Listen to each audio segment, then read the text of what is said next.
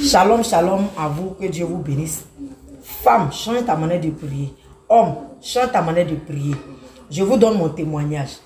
Moi, j'avais des enfants avant mon mariage. Et c'est comme ça, juste après mon mariage, je vous assure, j'ai fait 1 an, je ne voyais pas ma menstrues. 1 an, je ne tombais pas enceinte. Moi qui n'avais pas de problème, mais juste après mon mariage, j'avais toutes sortes de problèmes. J'ai dit, c'est quelle prière je n'ai pas fait, c'est quel jeûne je n'ai pas fait.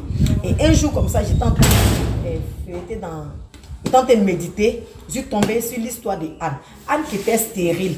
Et son mari lui donnait tout, mais elle n'était pas heureuse parce qu'elle était stérile. Elle demandait toujours un enfant à Dieu. Elle priait, elle jeûnait, tout et tout. Mais regardez un peu, le jour Anne a changé sa manière de prier. Le jour Anne a dit, Seigneur, si tu me donnes un enfant, je vais te donner cet enfant en sacrifice. Anne a changé sa manière de prier. Et c'est ce jour-là que Dieu a visité Anne. Dieu a visité les entrailles de Anne. Regardez un peu. Donc c'est comme ça que je suis tombée sur l'histoire. J'ai dit, bon, attends, donc il y a quelque chose comme ça et puis je suis là, je pleure. J'ai dit aujourd'hui, je ne pleure plus.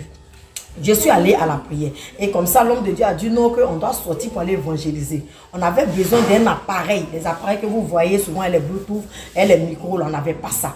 Et j'ai dit, Seigneur, si tu me donnes un enfant, si tu me fais voir ta gloire, Seigneur, je vais te donner cela.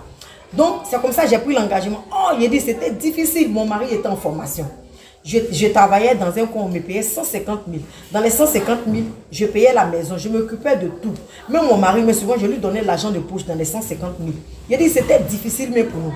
Et c'est comme ça que j'ai dit à mon mari que ce mois-là, si on me paye, je vais prendre mon argent, je vais aller payer l'appareil. Mon mari dit, mais l'argent on prend pour manger. À l'époque, il a dit, mon frère, c'est ce que moi je veux. Et c'est comme ça, mon mari est parti, il s'est renseigné. L'appareil faisait 155 000. Il dit bien que l'appareil faisait 155 000. Et c'est comme ça qu'on m'a payé. J'ai pris l'argent et donné à mon mari, on allait payer l'appareil et on a fait un don à l'église. Je vous assure que même moi où j'ai fait le don, même moi je suis tombée enceinte. Donc c'est pour vous dire que quoi? Souvent là, il faut faire des sacrifices. Souvent là, il faut passer. Un sacrifice, c'est ce qui te fait mal, c'est ce qui te touche. Vous comprenez? Mais je vous assure que quand j'ai fait ce sacrifice, ce mois-là, on ne savait pas comment ça va se passer. J'étais là comme ça et c'est comme ça. Un monsieur est rentré en contact. Il dit, ah, c'est vous, madame, tant. J'ai dit, oui, c'est moi. Et le monsieur dit, non, que je veux un produit. En ce moment, c'était un médicament de coco. Il dit, il veut un médicament de coco. Coco qui est sorti dans la nuit, tout et tout. Mais ils sont 10. Donc, il veut faire un bon colis. J'ai dit, ok. Donc, j'étais là, le monsieur, il voit transfert sur mon téléphone. 150 000. Propre. Il dit, donc Seigneur, c'est comme ça tu es. C'est comme ça, Seigneur, tu es. Donc mes frères et sœurs, il faut faire un sacrifice. Souvent, mets ton premier salaire, fais une prémisse. Tu vas voir ce quoi Dieu. Tu es fatigué, change ta manière de prier. Tu vas voir comment de fois ton Dieu est grand. Tu vas voir comment de fois ton Dieu là, il n'a pas